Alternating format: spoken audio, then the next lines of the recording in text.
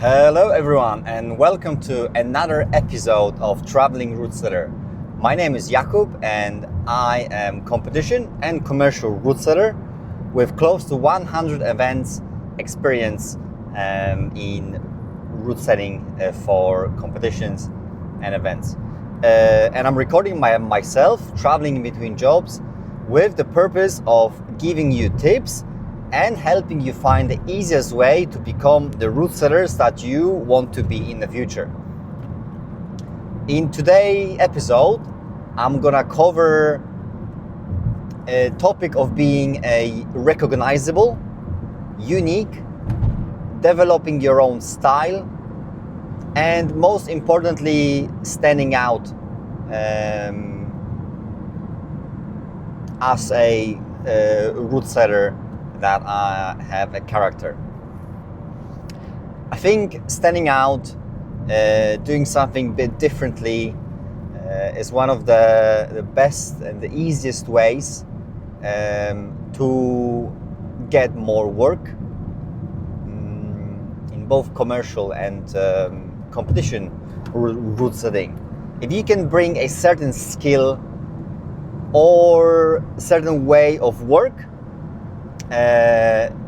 that is way better, way different, ideally way better than your competition, your name will definitely pop up in the conversations, and with time you're gonna get more work. And as a beginner route setter, I'm sure you've heard a lot, but the first step that you can take that actually makes amazing difference is to be positive on a set, in my opinion.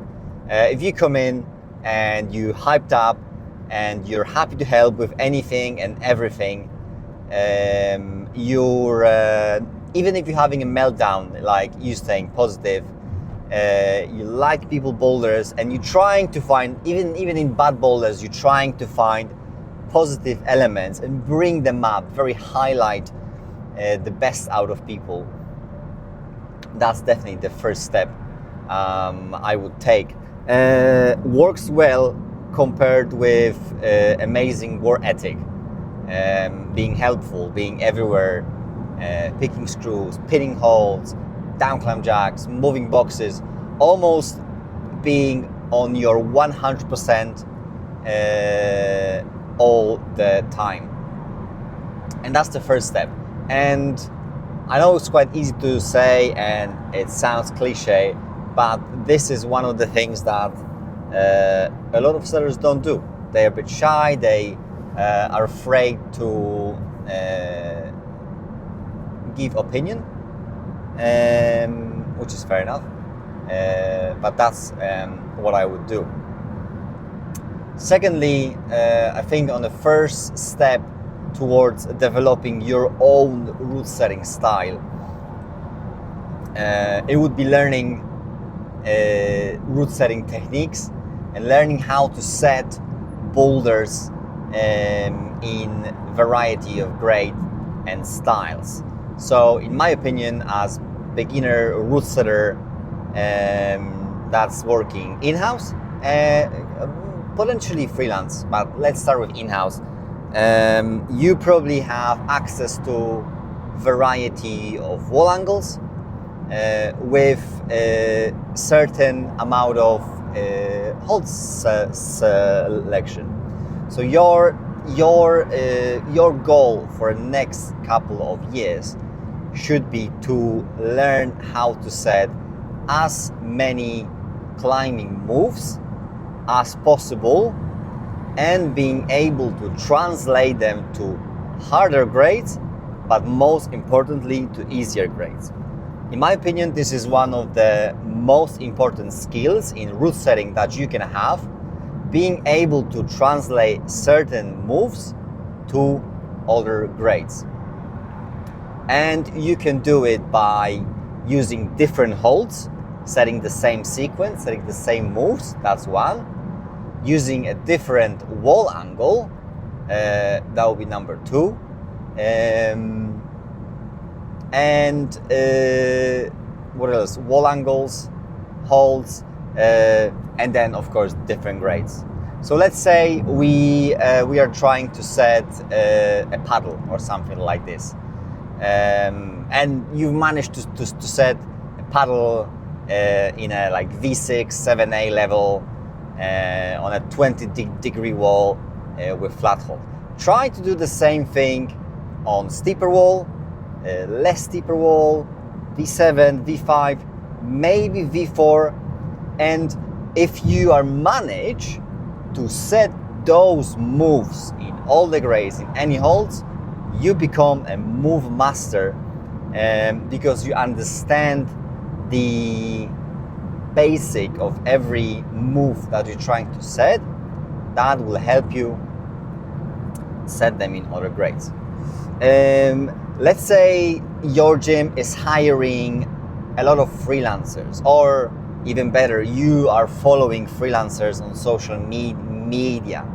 In my opinion, you should try to imitate their style.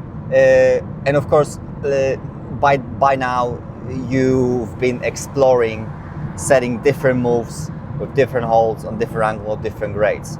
Now, next step would be to try to imitate different people's style in route setting, but also in their climbing, because you will explore why they climb like this. It's either gonna work for you or not, but this is all the information that you can get and translate to your boulders. And this is more tricky because it's quite easy to have a goal of, okay, last week I've set a paddle on V6, 7A. This week I'm gonna set a paddle of V5, like 60, 60 plus. That's a very easy goal. It's very, it's easy to put a number on it, because you either achieve that or not. Did I set a paddle on V5? Yes or no? Yes. Very easy to certify that. But when it comes to trying to set in a style of different people, of course your boulders are gonna work and they're gonna climb well because you know how to set boulders by now. But exploring and finding the essence of those people, different approaches, it takes a bit more experimenting than just putting the number on it, but that's okay because you probably have time, and the more days of setting you do, the more experiments you get. By the way, all those rules, in my opinion, you should be trying to set as many days per week as possible to shorten the distance in amount of boulders that it takes to set to become a better setter.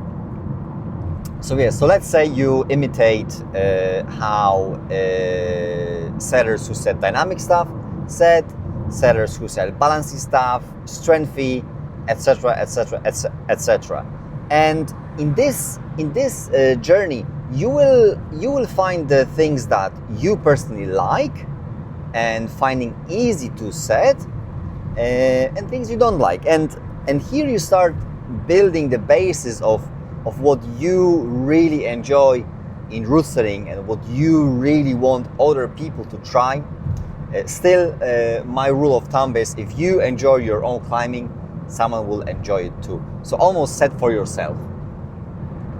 And the last step, the second to last step, I would say that you should take in your journey to become better route setter, very unique route setter, would be trying to set very aesthetic boulders. So not only that they work in a grade that is required, you introduce the technique to that boulder, but also that boulder look good on a wall.